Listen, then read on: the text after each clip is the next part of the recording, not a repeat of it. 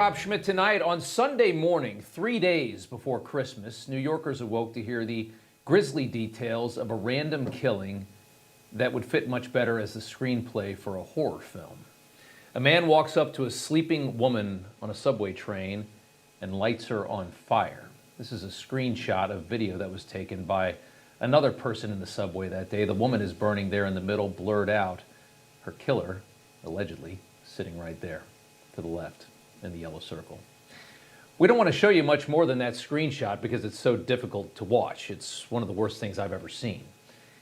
But it shows the woman standing just inside of those doors of that subway car, standing as she burns to death. She stood up and burned to death as a number of people watched it happen. The NYPD says her 33-year-old killer walked up to her as she was sleeping and put a lighter to her dry clothing, which rapidly ignited and then spread. He then walked out of the train to that bench you just saw, sat there on the subway bench, and watched her burn and die, presumably enjoying the show. Police picked up a perfect image on body cam of the killer as he sat there and watched. They had no idea that he would still be there. 33-year-old Sebastian Zepeda then wandered off from that subway station. He would be caught on a Manhattan train a short time later. He was booked, processed. You saw him just walking out of a police precinct there. Here's how the NYPD commissioner described what happened in New York on Sunday. One of the most depraved crimes one person could possibly commit against another human being. And it took the life of an innocent New Yorker. That's basically it. By now you've likely heard the killer is an illegal immigrant from Guatemala.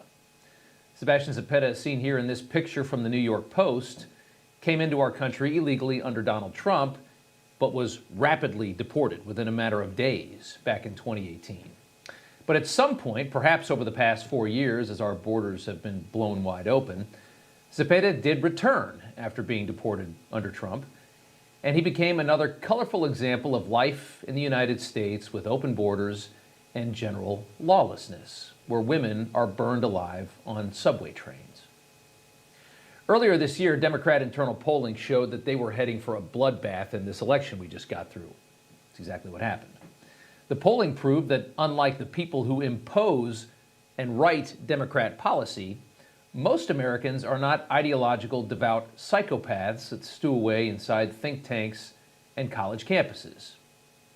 Many Democrats then tried to clean up the mess that their party had created as we moved closer to November. This started earlier this year.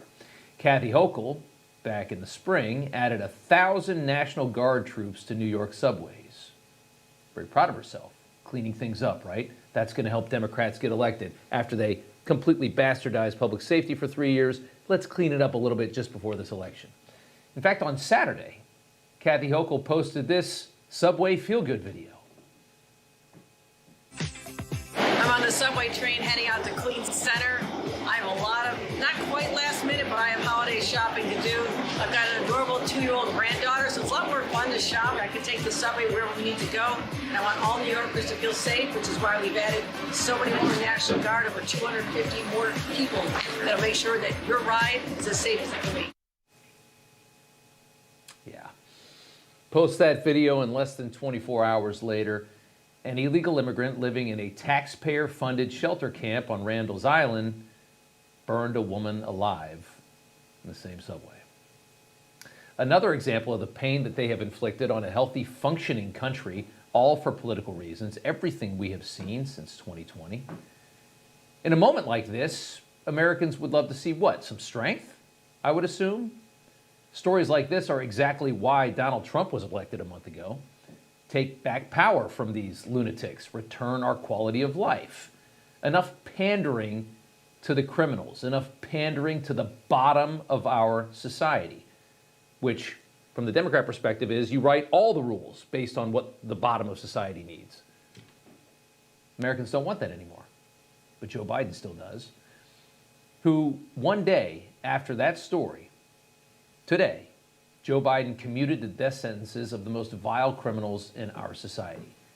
Nearly everybody sitting on death row now is only going to serve a life sentence. That's the news today.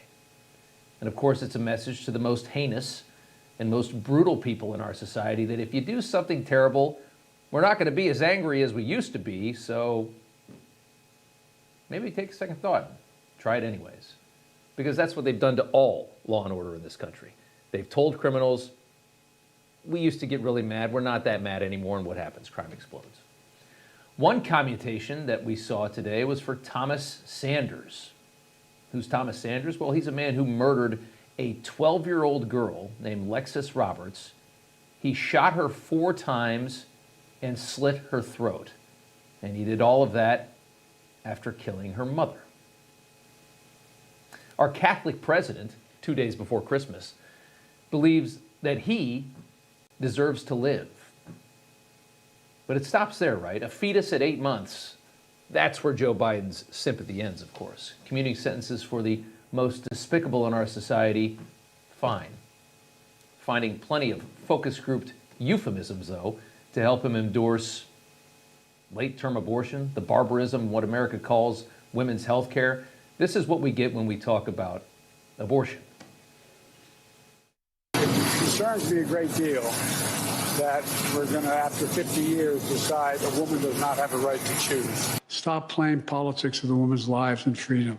Until then, my administration is going to keep working to protect women. If you give me a Congress that's Democrat, we're going to change it back to Roe v. Wade.